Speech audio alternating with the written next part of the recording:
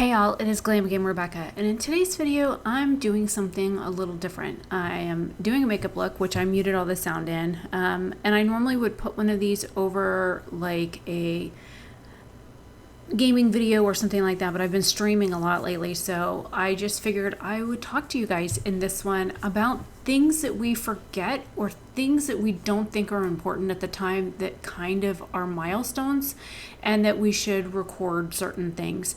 So if you want to know my what if perspective on certain things that I go back and look at now and wish I had done differently, then that's what this video is, and a blue eye look and lip combo. And all of this is real time. So if you're interested, keep watching.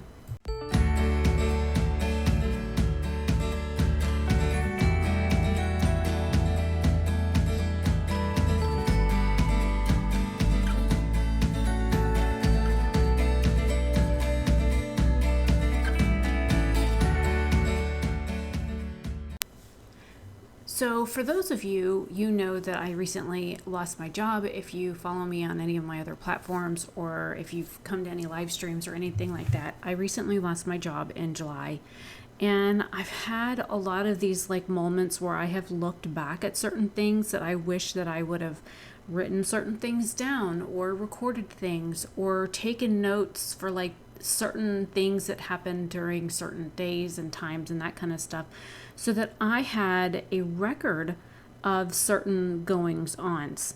And it got me thinking about some of the other things in my life that I kind of wish that I could go back now and have records of other things that I did that I wish that I had recorded and I didn't. And so I figured I would take my lack of planning on certain things and bring it forward and maybe give somebody an aha moment. And you can learn from my mistakes and not repeat some of the things that I've gone through. Now, when I was working, we were told certain information where, oh, well, you're not going to do this and you're not going to do that. Oh, don't worry about this and that and the other because, that will never happen. And this is how we're going to do things. And this is what they're looking for work-wise or whatever. And every time something changed, I should have noticed. I should have written down the date or the time or who said what or why things changed or what was said that supposedly had changed. And now that I'm dealing with a lawyer, I'm finding that it's hard for me to go back and look at those things because, I do take certain notes, but there's some of those instances where I just didn't take enough notes. And I'm like kind of kicking myself now for not taking as many notes as I would have needed for backup. And I want to like bring it to the forethought of anybody else that may be going through a difficult situation or a difficult time or a difficult moment in their life. Anything that you may need to record something for or make note of certain events. That's why I figured this would be important, because what may seem little at the time, or you kind of think a little bit of it, but you don't think enough of it to think that it might be worth consideration, then you're like, oh, well, maybe I should have, and you have the coulda, woulda, shoulda attitude. That's what I wanted to bring out. If you think, even if it's minor and it just seems odd or off, make note of it. Make a conscious effort to write it down. Write down the day, write down the hour, write down the instance that it was.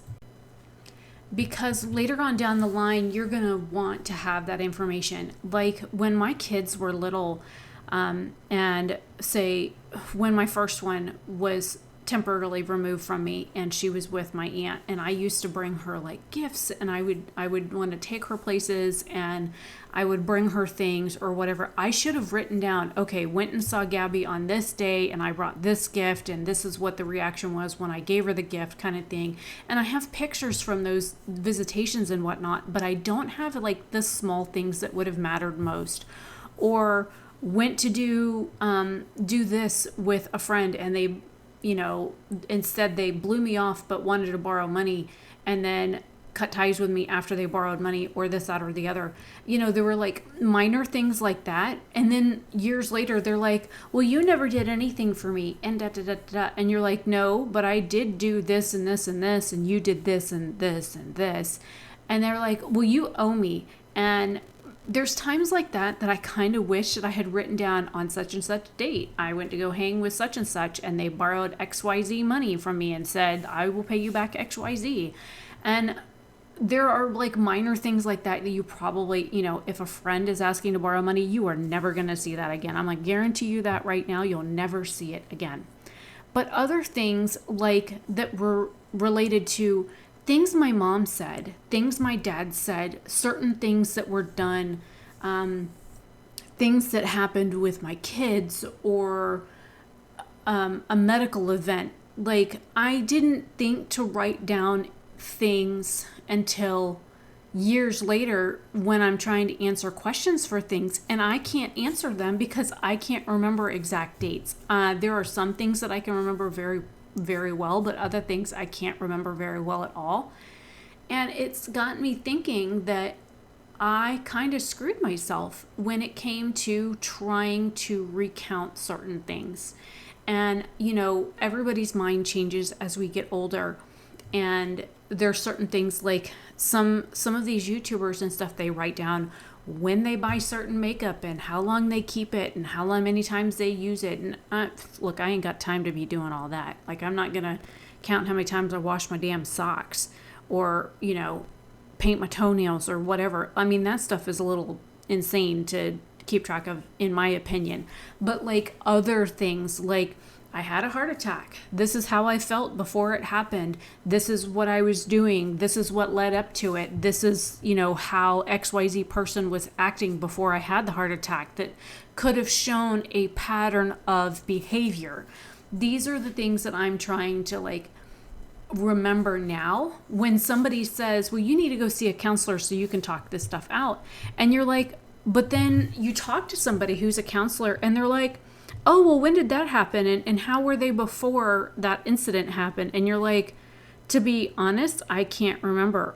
I can remember what happened. I can remember how I felt after it happened. But up to that point, I can only remember vague instances of it.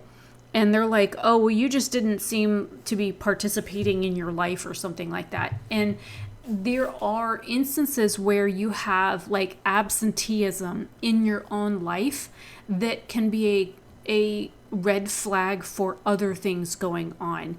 And then later on in life, you have to go back and relive some of those events, and you can't think of all the details because I wasn't really big on keeping a journal or keeping track of notes or anything like that. And now I kind of write down everything. But then I also realize there's certain things that I write down that don't mean jack and squat, and other things that are really important. Like when my boss asked me about my mental health and I told her I was suicidal, and we talked about the fact that I had bipolar, and then she told me her daughter had bipolar.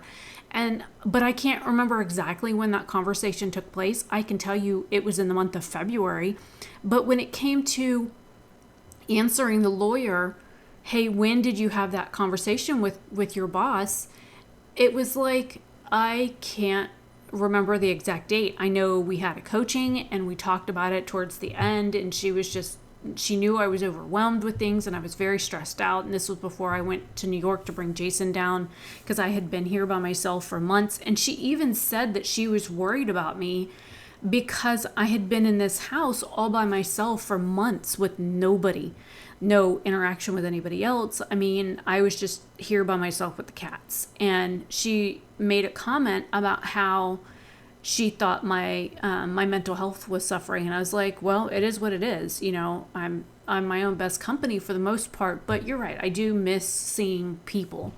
And she, started talking to me on a more personal note. But those are things that I should have caught on to. Those are things that I should have looked at and been like, wait a minute, this is my boss. This is my supervisor. This is the person who employs me, who pays my paycheck. They don't need this information. And I didn't even think about it, because I was lonely, because I was alone, because I didn't have anybody else to bounce things off of. It didn't seem to me as like odd or anything, because of the fact that, you know, I just thought she was being friendly, and it wasn't what she was doing at all.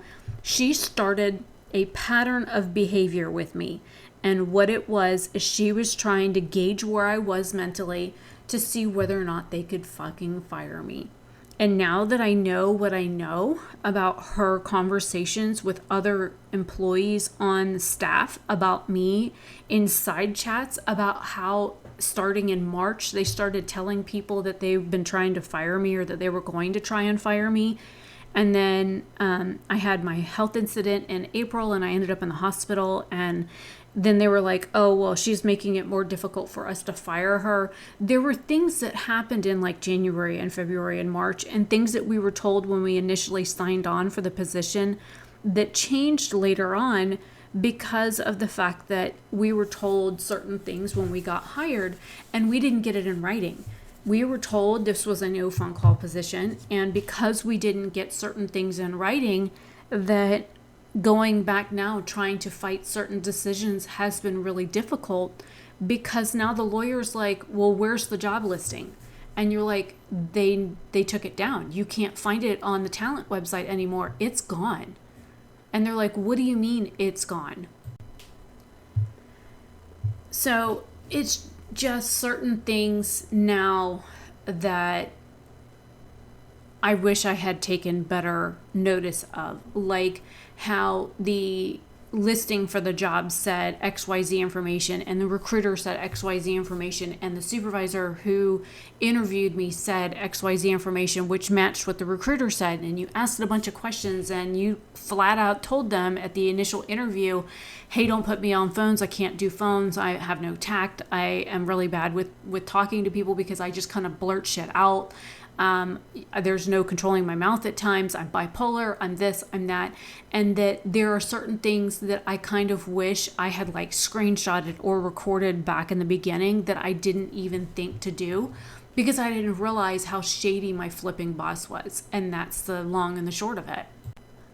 I'm not trying to say all of this to like scare anybody. I'm just trying to make others aware that there are people that will take advantage of you in every aspect of your life. Like my mother, for example, has taken everything that I have ever said and twisted everything to fit her needs, because she is a narcissist.